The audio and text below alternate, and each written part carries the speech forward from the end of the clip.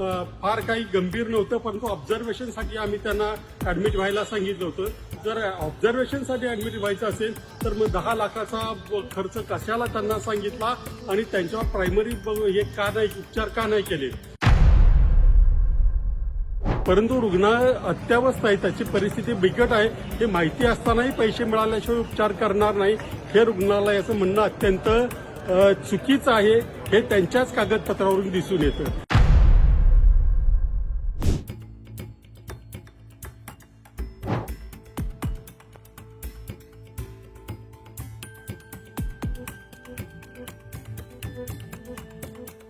दीनानाथ मंगेशकर रुग्णालयाचा जो अंतर्गत अहवाल होता त्याच्यामध्ये असं म्हटलं होतं की ज्या पेशंट ज्या तिथं दगावल्या, म्हणजे दुसऱ्या हॉस्पिटलमध्ये दगावल्या, पण त्या दगावण्यामध्ये आमचा काही दोष नाहीये, त्या महिला नियमित उपचार घेत नव्हत्या, त्या महिला 22 तारखेला इकडे आल्या नव्हत्या वगैरे वगैरे बरेच आरोप त्यांनी केलेले आहेत. परंतु हे सगळे आरोप खोटे असल्याचा पुरावा आपल्या हाती लागलेला आहे.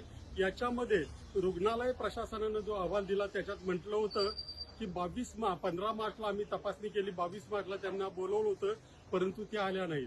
परंतु जो अहवाल त्या महिला रुग्णाच्या बाबतीतला आहे त्याच्यामध्ये स्पष्ट म्हटलंय की 15 तारखेला त्या आल्या होत्या आणि त्यांना 2 एप्रिल ही तारीख पुढच्या तपासणीसाठी देण्यात आली होती. असं असतानाही त्या महिला 28 मार्चला तिथे गेल्या. त्या काही उगाच गेल्या नाही, तर त्यांना काहीतरी त्रास होता म्हणून तिथे गेल्या. आणि त्यावेळेला रुग्णालय प्रशासनाचा अहवाल म्हणतो की याच्यामध्ये फार काही गंभीर नव्हतं, परंतु ऑब्झर्वेशनसाठी आम्ही त्यांना ऍडमिट व्हायला सांगितलं होतं. जर ऑब्झर्वेशनसाठी ऍडमिट व्हायचं असेल तर मग 10 लाखाचा खर्च कशाला त्यांना सांगितला आणि त्यांच्यावर प्रायमरी हे का नाही, उपचार का नाही केले. जर 10 लाख रुपये त्या महिलेला किंवा तिच्या नातेवाईकांना जास्त वाटत होते तर तुमचे प्रायमरी बाळंतपण वगैरे झाल्यानंतर त्या दुसरीकडे गेल्या असत्या. परंतु रुग्ण अत्यावस्था आहे, त्याची परिस्थिती बिकट आहे, हे माहिती असतानाही पैसे मिळाल्याशिवाय उपचार करणार नाही, हे रुग्णालयाचं म्हणणं अत्यंत चुकीचं आहे. हे त्यांच्याच कागदपत्रावरून दिसून येतं.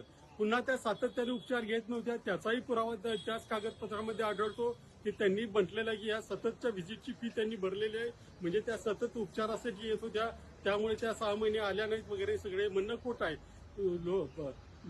या रुग्णालयासारख्या दीनानाथ सारख्या प्रतिष्ठित रुग्णालयाने असं काहीतरी खोटं बोलावं हे कदापि योग्य नाहीये. प्रतिष्ठेच्या नावाखाली कुणाला तरी पाठीशी घालण्याचा प्रयत्न होतो तर थांबला पाहिजे. शिवाय राज्य शासनाने ज्या समित्या नेमल्यात त्या समित्यांच्या बाबतीत ही काही समाधान वाटावं अशी परिस्थिती नाही, कारण ज्या लोकांची या रुग्णालयांचं प्रशासन व्यवस्थित ठेवण्याची, त्यांचा कारभार नीट चालतो की नाही बघण्याची जबाबदारी होती, तेच या समित्यांमध्ये आहेत. आणि आपल्याला माहिती आहे याआधी नांदेडला रुग्णांचा मृत्यू झाला, ठाण्याला मृत्यू झाला, त्यासाठी चौकशी समित्या नेमण्यात आल्या. पुण्यात किडनी रॅकेट घडलं, त्याच्यासाठी चौकशी समित्या नेमून झाल्या, परंतु पुढे काही घडलं नाही. त्याच्यामुळे अशा प्रकारांची चौकशी ही राज्य शासनाने त्रयस्थानी प्रामाणिक लोकांकडून केली पाहिजे. शिवाय या रुग्णालयाला 100 कोटी रुपयाचा दंड झाला होता.